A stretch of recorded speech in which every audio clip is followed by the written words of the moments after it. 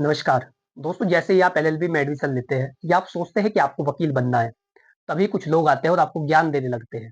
चाहे वो आपके घरवाले हो या बाहर का कोई व्यक्ति हो, आपके यार दोस्त हो, परिवार की वजह से व्यक्ति हो या फिर कोई परिचित व्यक्ति हो, वो आप क्या कहेंगे? एलएलबी करने से कोई फ़ायदा नहीं है, वकील यूँ ही फिर रहे हैं, कचहरी में इतनी ज़्यादा भीड़ है, क्या करोगे? काम नहीं चलेगा, परिवार की स्थिति देखो। तो इस तरीके से आपको बातें कही जाती है। वो लोग नहीं जानते कि इसको करने के क्या-क्या फ़ायदे होते हैं। तो सबसे पहले तो जो भी व्यक्ति आपको इस तरीके का ज्ञान दे रहा है कि कुछ नहीं है या आपका मनोबल तोड़ रहा है, तो उस व्यक्ति को आप क्या कहेंगे? मैं आपको एक पंक्ति बता देता हूँ, आपको उसे वो बतानी है कि मुझको ना रोकिए, ना ये नज़राने दीजिए, मुझको ना रोकिए, ना ये नज़राने दीजिए, मेरा सफ़र अलग है, मुझको जाने दीजिए। ज़्यादा से ज़्यादा होगा क्या कि हार जाएँगे, किस्मत तो हमें अपनी आज़माने दीजिए। ये कह कर के और अपनी मेहनत में लग जाना है। दोस्तों, विधि वार्ता के इस खास एपिसोड में आपका स्वागत है, जहाँ पर आज मैं आपको बताने वाला हूँ कि एलएलबी करने के क्या-क्या फ़ायदे होते हैं और किस तरीके से आप एलएलबी करने के बाद अपना करियर बना सकते हैं, आप बहुत कामयाब हो सकते हैं। यदि आप चैनल पर पहली बार आए हैं, तो आपसे निवेदन है कि आज ही सब्सक्राइब कर लें, ताकि इसी प्रकार की महत्वपूर्ण वीडियो आप तक पहुँच सके और मैं आपको बताता रहूँ कि आपको किस प्रकार से अपने भविष्य को सँवारना है या फिर कानून की जानकारियाँ किस प्रकार से आपके काम आती है। दोस्तों, एक तो एलएलबी करने का सबसे पहला ये होता है ऑप्शन कि हम लोग वकील बनना चाहते हैं।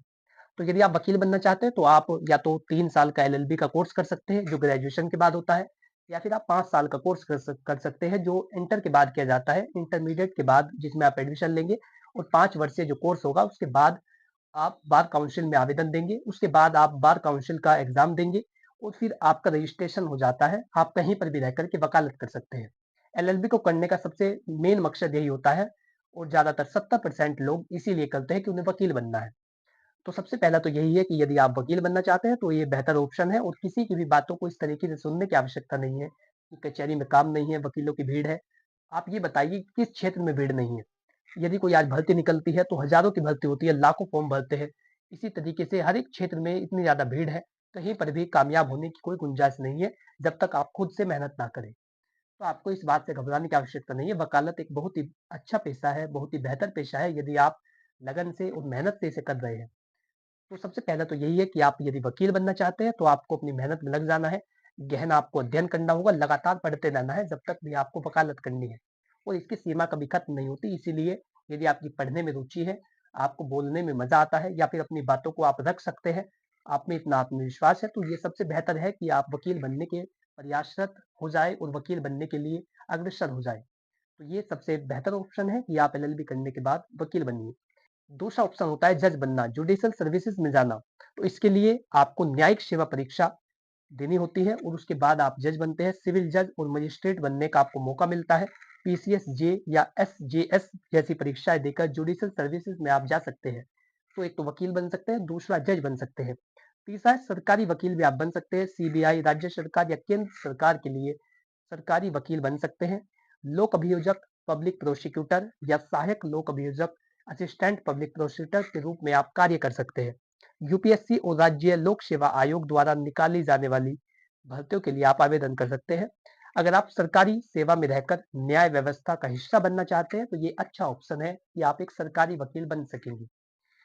चौथा है इसका कॉर्पोरेट लॉयर बनने। बड़ी कंपनियों के लिए लीगल एडवाइजर या इन हाउस लॉयर बन सकते हैं और एमएनसीएस स्टार्टअप बैंकों और बिजनेस फर्मों को लीगल सपोर्ट दे सकते हैं। कोई भी कंपनी हो, चाहे कोई बैंक हो या कोई कंपनी है, कोई फैक्ट्री है, तो उन सभी के लिए एक लीगल एडवाइजर की ज़रूरत होती है, जो उन्हें बताता है कि उन्हें किस प्रकार से कंपनी का संचालन करना है, किस तरीके से कानून के जो मूल्य हैं, उन पर चल कर के उन्हें अपनी कंपनियों को चलाना है, या उनका कौन-सा कार्य उनकी कंपनी को घाटे में ले जा सकता है, कौन-सा कार्य उनके जो काम है, उस पर पर्सियन लगा सकता है या फिर उन्हें जवाबदेही करनी पड़ सकती है। इस तरीके की जो बातें हैं वो एक वकील बताता है, एक लीगल एडवाइज़र बताता है।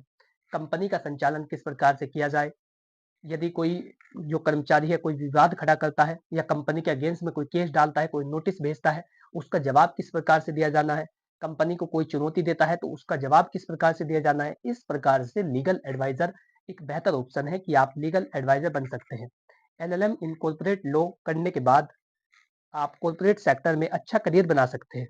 अगर आपको बिज़नेस और कानून दोनों में रुचि है तो ये ऑप्शन आपके लिए बेहतर होगा कि आप लीगल एडवाइज़र कंपनी के लिए आप बन सकते हैं। इसी के साथ है आप लॉ प्रोफेसर बन सकते हैं, टीचिंग लाइन में आप जा सकते हैं। एलएलएम और पीएचडी करने के बाद लॉ कॉलेज या यूनिवर्सिटी में प्रोफेसर बन सकते हैं। यूजीसी नेट या सेट जैसी परीक्षाएं पास करके सरकारी कॉलेज में आपको पढ़ाने का मौका मिलता है। क्लैट, जुडिशरी और अन्य लो एग्जाम की कोचिंग भी आप करा सकते हैं। तो इस तरीके से टीचिंग लाइन में भी आप अपना बेहतर करियर बना सकेंगे। आप प्रोफेसर बन सकते हैं या फिर आप लॉ की कोचिंग करा सकते हैं, जिस विषय पर भी आपकी अच्छी पकड़ हो और आप लोगों को समझा सकते हो, आपको अध्यापन में रुचि हो, तो ये भी एक बेहतर ऑप्शन है कि आप लॉ के प्रोफेसर बन सकते हैं, लॉ के टीचर बन सकते हैं और लोगों को उसके लिए अवेयर कर सकते हैं। जो विद्यार्थी है, जो नए विद्यार्थी एडमिशन लेते हैं, उनको समझा सकते हैं, क्योंकि आज के समय में समझाने वाला नहीं है। आप भाग तो रहे हैं, आप कचहरी में भाग रहे हैं या फिर आप अन्य जगहों पर जा रहे हैं, कॉलेज में आपको पढ़ाया नहीं जाता, तो इस तरीके की समस्याएं हर एक व्यक्ति के सामने आती है। इस तरीके से आप उन व्यक्ति को बचाने के लिए, उन विद्यार्थियों को मार्गदर्शन देने के लिए आप प्रोफेसर बन सकते हैं या फिर आप टीचिंग लाइन में जा सकते हैं। ये भी एक बेहतर ऑप्शन है यदि आपने एलएलबी की है या आप करने की सोच रहे हैं।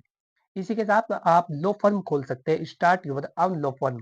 कुछ साल वकालत करने के बाद खुद की लो फर्म खोल सकते हैं और क्लाइंट्स के लिए लीगल कंसल्टिंग, केस हैंडलिंग और डॉक्यूमेंटेशन का काम कर सकते हैं। अगर आप अच्छा नेटवर्क बना लेते हैं तो लो फर्म से बहुत अच्छी कमाई हो सकती है। अगर आप खुद का बिजनेस करना चाहते हैं तो लो फर्म खोलना सबसे बढ़िया ऑप्शन है। ये भी बहुत बेहतर है कि आप इसे कर सकते हैं। आप लो फर्म खोल सकते हैं यदि आप अपना खुद का बिजनेस कानून के माध्यम से बनाना चाहते हैं।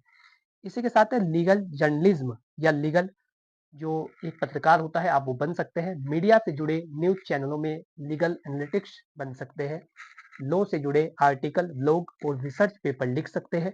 कानूनी मुद्दों पर टीवी डिबेट्स और सोशल मीडिया प्लेटफॉर्म पर काम कर सकते हैं।